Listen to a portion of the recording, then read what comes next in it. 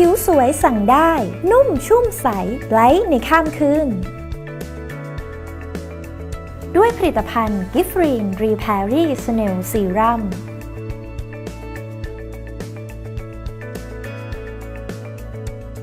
ผสานสุดยอด4คุณค่าไว้ในหนึ่งเดียว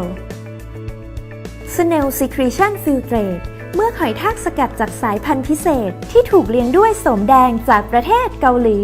ลดการระคายเคืองและฟื้นฟูผิวให้แข็งแรงด้วย Repairy Beta Glucan Sodium Hyaluronate ลดเลือนริ้วรอยช่วยให้ผิวเนียนนุ่มชุ่มชื้นและวิตามิน B3 บำรุงผิวให้แลดูกระจ่างใสอย่างเป็นธรรมชาติวิธีการใช้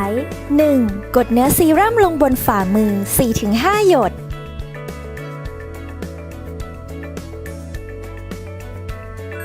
2. ตบเบาๆให้เนื้อซีรั่มกระจายตัวบนฝ่ามือทั้งสองข้าง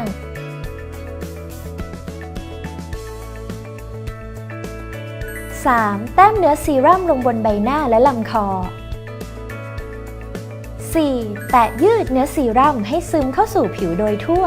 5. ลูบยกขึ้นเพื่อเพิ่มประสิทธิภาพให้ได้ผลมากยิ่งขึ้น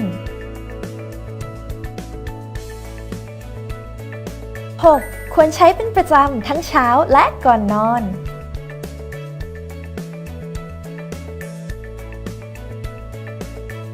เสียงตอบรับจากผู้ใช้จริงกว่า 96% รู้สึกผิวนุ่มมากขึ้นกว่า 96% ผิวมีความกระจ่างใสมากขึ้นและกว่า 93% ผิวมีความชุ่มชื้นมากขึ้นอย่าลืมเติมความนุ่มชุ่มใสไบรท์ด้วย Giffarine Repairy Snail Serum กันนะคะ